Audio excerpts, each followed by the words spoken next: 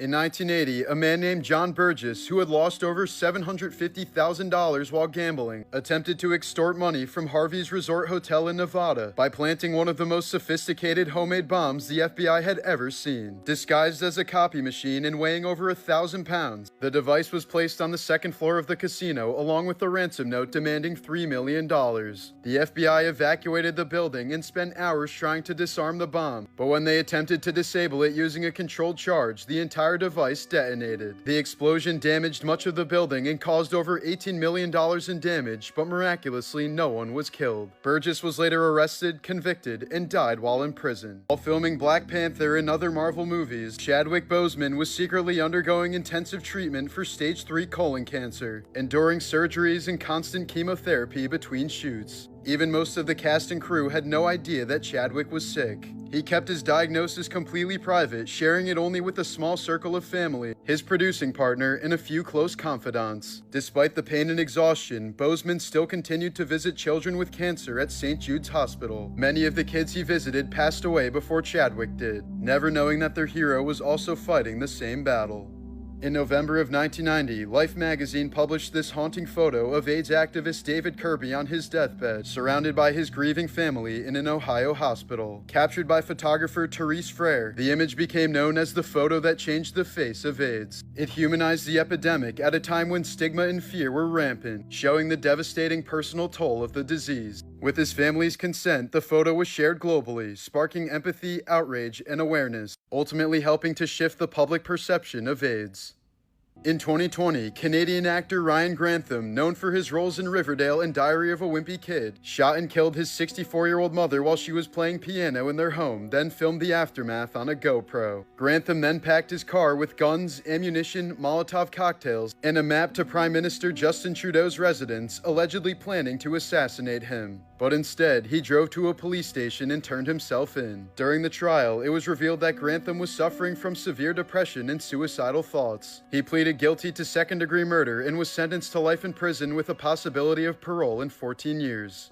In 1988, expert skydiver Ivan McGuire boarded a plane in North Carolina to film a routine jump from 10,000 feet. With over 800 jumps under his belt, he was calm, confident, and fully focused on capturing the perfect footage. His helmet camera recorded everything, his smooth exit from the plane, the free fall, and the other jumpers floating below. But partway through the descent, McGuire began frantically patting his back, expressing confusion that quickly turned to panic. Just seconds before impact, his voice can be heard yelling, "Oh my God, no!" He was apparently so focused on filming that he had jumped without a parachute.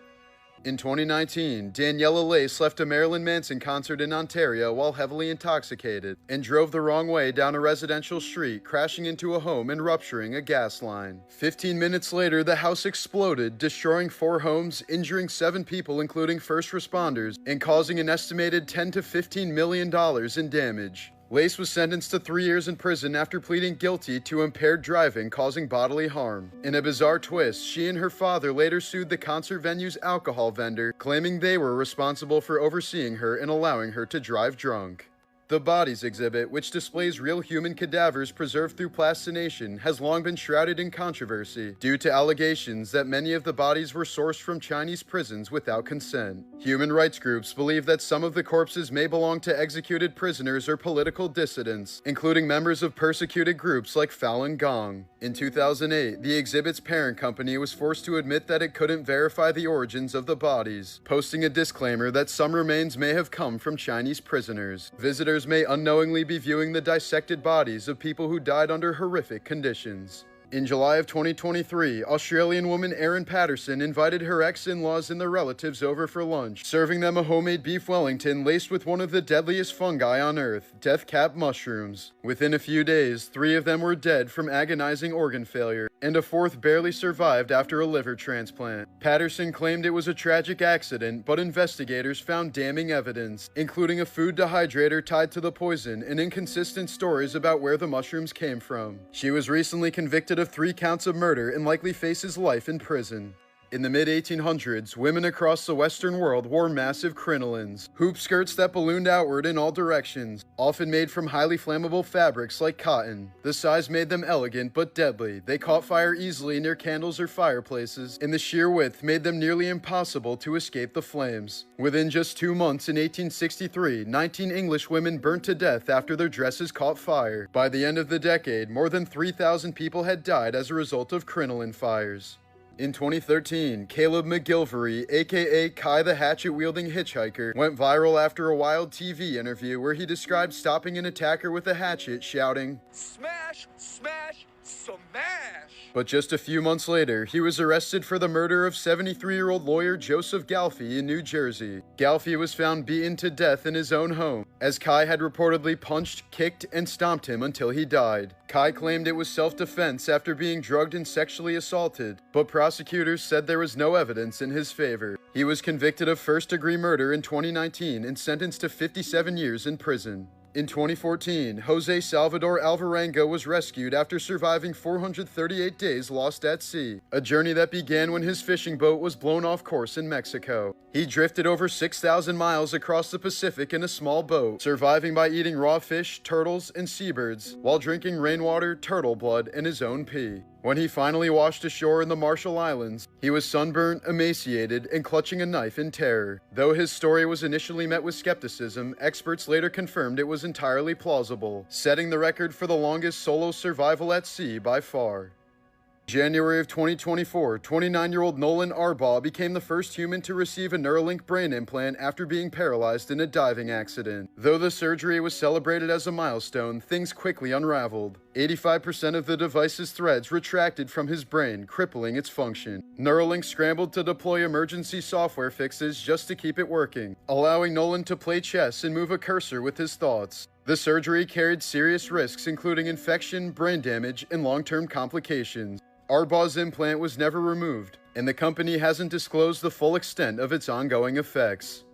In 2017, retired U.S. Army Colonel David Will Riggins was awarded $8.4 million in a defamation lawsuit after a woman publicly accused him of raping her decades earlier when they were cadets at West Point. Just as Riggins was being considered for promotion as Brigadier General, the accusation was posted on a blog, effectively derailing his military career. But an investigation soon found no supporting evidence, and a Virginia jury later determined the woman's claims were provably false. Although the final payout was reduced to around $2.3 million, Riggins said he was grateful to have his name cleared, even if the damage to his career couldn't be undone. In the early 90s, Andrew Martinez became a bizarre campus icon at UC Berkeley for attending classes completely nude, claiming he was protesting what he saw as oppressive social norms. Nicknamed the Naked Guy, he was repeatedly arrested, eventually expelled, and banned from campus after the school changed its policies just to stop him. But behind the act was a deepening struggle with mental illness that was later diagnosed as schizophrenia. Over the next decade, his life unraveled into a cycle of homelessness, institutionalization, and jail time. In 2006, at just 33 years old, Martinez was found dead by suicide in a Santa Clara jail cell. In 1965, 22-year-old Lester Eubanks brutally murdered 14-year-old Mary Ellen Diener after attempting to rape her behind a house near a laundromat, shooting her twice, going home to change, then returning to bludgeon her to death with a brick upon realizing she was still alive. He was sentenced to death, but in 1972, just 3 days before his scheduled execution, Lester's sentence was commuted when Ohio temporarily suspended the death penalty. Declared a model prisoner, Eubanks was granted a bizarre privilege the next year, an unsupervised Christmas shopping trip at a mall. At some point, he walked away and simply vanished, and has been on the run ever since.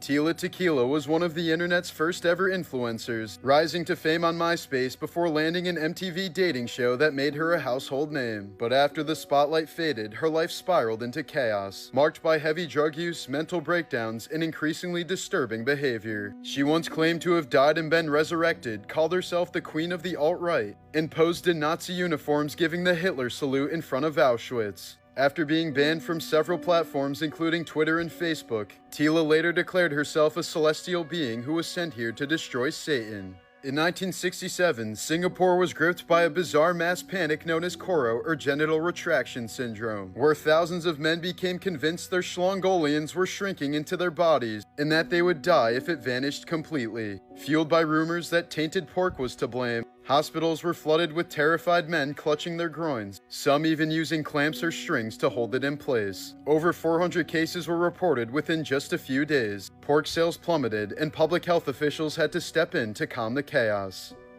When Alexander the Great died in 323 BC at the age of 32, his body reportedly showed no signs of decomposition for 6 days, astonishing the ancient Greeks and fueling the belief that he was a god. But modern medical experts have proposed a much darker explanation. Alexander may have suffered from Guillain-Barré syndrome, a rare neurological disorder that causes full body paralysis while leaving the person mentally aware. If true, it means he may have been mistakenly declared dead while still conscious, and was ultimately buried alive, fully aware of what was happening but unable to move or speak. In 1969, the Black Panthers launched a free breakfast program that fed thousands of hungry kids before school in the poorest black communities. But J. Edgar Hoover and the FBI saw it as a threat to national security, apparently fearing that it would make the Black Panthers look too humane. So in response, in multiple cities, police raided kitchens at dawn, tearing apart food supplies and in some cases even urinating on the groceries, making it clear that feeding black children was more threatening than letting them starve.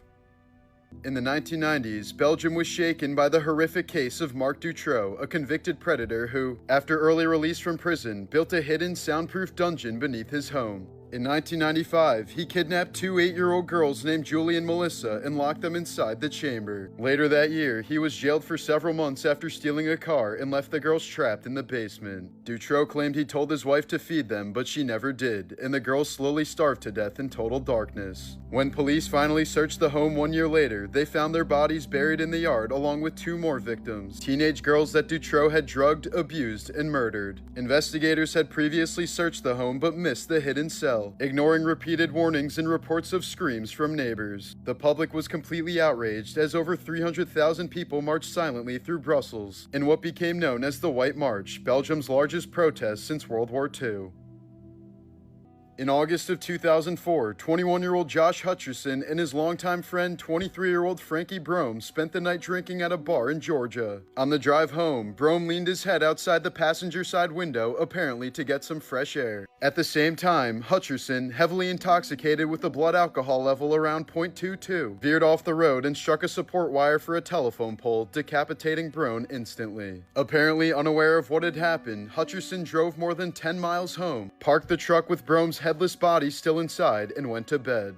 The next morning, a neighbor discovered the body still inside the vehicle, and Brome's head was later recovered from the crash site. Hutcherson was charged with vehicular homicide and pleaded guilty in 2005, receiving a 5-year sentence. In a surprising twist, Brome's family, who had known Hutcherson for years, publicly asked the court for some leniency, stating they didn't want Hutcherson imprisoned. Before he was a convicted felon, NFL star quarterback Michael Vick was secretly running a brutal dogfighting ring on his own property in Virginia. For years, he and his associates bred pit bulls for violent, high-stakes fights, and when the dogs underperformed, they were tortured and killed in some of the most sadistic ways imaginable. Vick admitted to personally helping drown, beat, hang, shoot, and even electrocute dogs to death. One of the most disturbing methods involved clipping jumper cables to a dog's body and lowering it into a shallow pool of water until the animal died in agony. When the operation was finally exposed, Vick served 23 months in prison, losing his career, endorsements, and nearly $100 million. Over 70 dogs were rescued from the compound, many scarred for life and too damaged to recover, though some were rehabilitated and adopted into loving homes. Despite Vick's eventual return to the NFL and carefully staged public apologies, the cruelty he oversaw left a permanent stain on his legacy. Coach Tyler Wall was a 38-year-old fitness mentor who played a central role in MrBeast's recent video, Lose 100 Pounds, Win $250,000, where he trained contestant Maj in a grueling months-long weight loss journey. Tyler provided constant support physically and emotionally as Maj fought to shed over 100 pounds. But tragically, midway through filming, Coach Wall was found dead in his Greenville, North Carolina apartment on February 18, 2025. His death was described as sudden and unexpected, with no official cause publicly disclosed. Completely devastated, the MrBeast team gave Maj the choice to stop the challenge, but he chose to continue in honor of his late coach. Maj ultimately completed the drastic transformation, dropping from 324 pounds to 222, achieving the goal he and his coach set out to reach together. Despite initial hesitation, the MrBeast team chose to release the video with a tribute honoring Tyler's impact, ending with the words, "In loving memory of Coach Tyler Wall." Decades of intense drumming took a brutal toll on Phil Collins' body, causing such severe nerve damage that he could no longer hold onto drumsticks. After spinal surgery in 2009, Collins lost much of the feeling in his hands and was forced to give up drumming entirely. The loss devastated him to the point where he contemplated taking his own life. In 1974, Stanford student Arliss Perry was found murdered in a campus chapel, posed kneeling at the altar with a candle stuck inside her body in what appeared to be a ritualistic killing. The case went cold for decades until in 2018, DNA linked it to a campus security guard who took his own life as police attempted to arrest him. In 2021, during a wedding ceremony in Uttar Pradesh, India, a bride named Surabhi collapsed from a heart attack and was pronounced dead shortly afterwards. But instead of canceling the expensive event, both families agreed to continue the wedding by marrying the groom to Surabhi's younger sister, Nisha.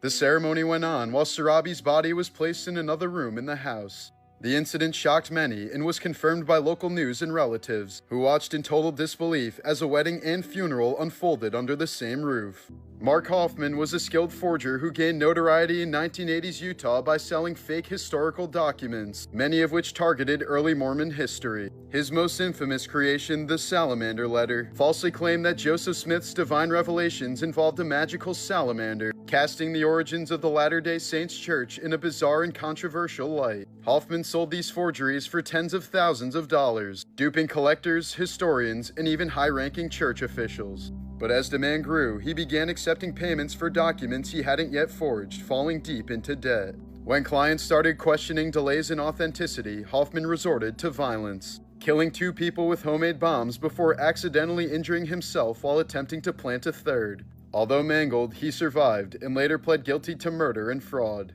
Now 70 years old, he's been in prison since 1987 and will likely remain there for the rest of his life. Before launching Punk'd, Ashton Kutcher was developing a much darker hidden camera show called Harassment. In 2002, one of its earliest pranks involved staging a gruesome fake murder scene inside a Las Vegas hotel room, complete with a very realistic, bloody, lifeless corpse. 2 unsuspecting guests walked in, believed they had discovered a real dead body, and were left completely traumatized. The stunt triggered a $10 million lawsuit against Kutcher, MTV, and the hotel, forcing the network to shut down the show before even airing a single episode. The backlash was so severe that Harassment was scrapped entirely, leading to the creation of the far tamer celebrity prank show Punk'd. In 2007, a Massachusetts state employee named Michael Fiola was nearly sent to prison after countless files of child porn were discovered on his work-issued laptop. He was immediately fired and charged, facing years behind bars, until forensic experts discovered that the device had actually been infected with a virus that automatically visited up to 40 CP sites per minute, even when he was nowhere near it. The activity was so extreme and constant that it proved impossible for a human to replicate, ultimately clearing Fiola's name. Though the charges were dropped, Michael and his wife spent nearly $250,000 defending him from an awful crime he never committed. Before becoming one of boxing's most infamous promoters, Don King was no stranger to violence. In 1954, he shot and killed a man who was allegedly trying to rob one of King's gambling operations. The killing was ruled self-defense, and King walked free. But in 1966, he was involved in a far more brutal incident, stomping a man to death over a $600 gambling debt. He was convicted of manslaughter and served only 4 years in prison. After his release, King quickly climbed the ranks of the pro boxing world, building a multi-million-dollar empire despite the bodies he left behind. In 2001, an elderly Japanese man named Tatsuo Osako passed away quietly at the age of 88. It wasn't until after his death that people discovered he had helped over 2,000 Jewish refugees escape Nazi persecution during World War II by quietly stamping their travel documents and sheep-herding them onto ships bound for safety. He never spoke of his actions, kept no accolades, and lived a modest life as a travel agent. His family only found out that he'd secretly saved thousands of lives after discovering old photos and records that were tucked away in his home.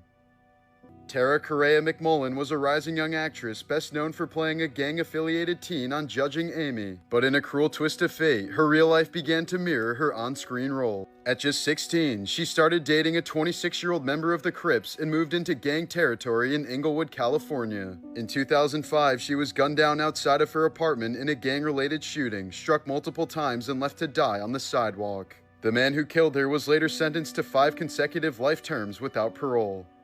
In 2011, 48-year-old New Zealand truck driver Stephen McCormick slipped between the cab and trailer of his truck and landed ass-first onto a compressed air hose. The metal nozzle pierced his left cheek and began blasting air into his body at around 100 psi. But instead of entering his bloodstream, which would have killed him instantly, the air forced its way beneath his skin, inflating him like a balloon and separating his fat from muscle tissue. His body swelled rapidly while his skin became dangerously tight as paramedics rushed him to the hospital. Doctors managed to relieve the pressure and stabilize him, and against all odds, McCormick survived the freak accident without any permanent damage.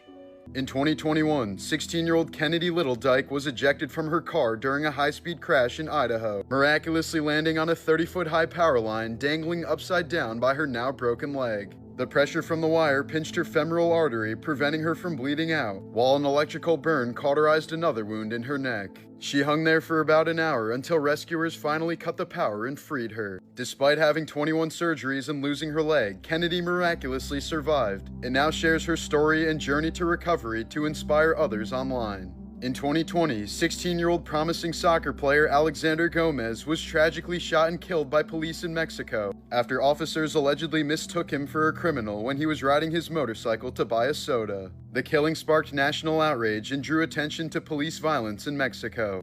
At the boy's funeral, his teammates honored him by placing his coffin in front of a goalpost and gently kicking a soccer ball against it to score his final goal, a moving tribute to a life full of promise that was cut tragically short. In 2008, Mark Ruffalo's younger brother Scott, a well-known Beverly Hills hairstylist, was found slumped on his bathroom floor with a single execution-style gunshot wound to the back of his head. He died a week later as police called it a targeted killing and questioned 2 individuals who were ultimately not charged. Today, Scott's death still remains an unsolved Hollywood mystery, a wound his older brother Mark still carries. Mark later said, "You never get over it, you just get used to it." In 2008, a 7-year-old boy from India named Akrid Jaswal performed life-changing surgery on a poor village girl whose fingers had been fused together from severe burns. Her family couldn't afford proper medical care, so in desperation they turned to Akrid, a child prodigy who had taught himself medicine by reading textbooks at age 5. Despite no formal training, Akrid successfully separated her fingers, restoring the use of her hand. He later entered college at age 12 and now works as a medical researcher driven by his mission to cure cancer. In 1991, Eric Clapton's 4-year-old son Connor was visiting his mother's apartment in a New York City skyscraper. The building was undergoing maintenance, and a janitor left a window open without a safety guard on the 53rd floor. While playing, Connor ran toward the window, which was floor to ceiling, and fell 49 stories to his death. Despite the negligence, no criminal charges were filed against the worker responsible. At the time, Eric had just begun to build a relationship with Connor after years of struggling with addiction. Completely devastated, Clapton channeled his grief into writing Tears of Heaven, one of his most popular songs to this day. In 2018, a man was riding an escalator in a New York City subway station when his oversized sweatshirt suddenly became caught in the machinery. As the escalator continued moving, the fabric began to tighten around his neck. By the time help had reached him, he'd already been strangled to death by his own clothing. In 2018, Brad Lewis leaped from a 13-foot-high balcony to grab his 2-year-old son who had fallen while chasing a toy. Lewis cradled the boy midair, taking the full impact on solid concrete. He suffered a fractured skull, brain injuries, and a broken vertebrae, while his son survived with only minor injuries. At SummerSlam 1997, Stone Cold Steve Austin suffered a serious neck injury after Owen Hart botched a reverse piledriver, slamming Austin's head directly into the mat. The impact caused a bruised spinal cord and temporary paralysis, leaving Austin unable to move. He immediately told Hart, "Don't touch me, I can't move," and relayed the same to the referee, who signaled Owen to stall for time. Austin eventually regained just enough movement to finish the match with a weak roll-up. Though he continued wrestling, the injury forced Austin to abandon his technical style, and chronic neck issues ultimately led to his early retirement in 2003. Shockingly, just a year later in 1998, Owen Hart botched another piledriver, this time on Dan Severn during a live episode of Raw, causing another serious neck injury that briefly left Severn unable to move. The back-to-back incidents helped solidify the piledriver's reputation as one of wrestling's most dangerous moves and led to stricter safety protocols in the WWE.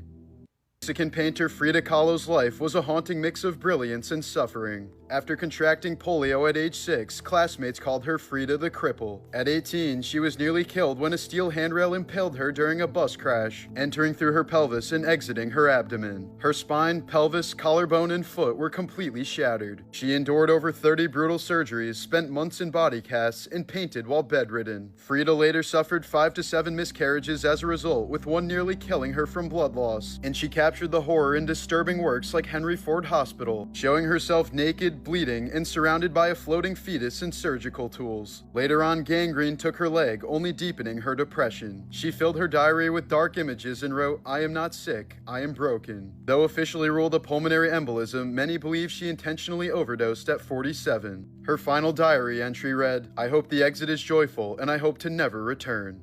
In 2006, Ray Rivera vanished after receiving a sudden phone call and rushing out of his Baltimore home. Over a week later, his body was found in a locked conference room at the Belvedere Hotel, having somehow crashed through the roof from above. The hole he fell through was bizarrely placed, far too distant from any ledge to be reached by a typical jump, leading some to believe he may have been thrown off the roof or pushed from a higher level of the building. Even stranger, a cryptic note filled with movie references and secret society names was discovered taped behind his computer. The eerie case still remains officially unsolved.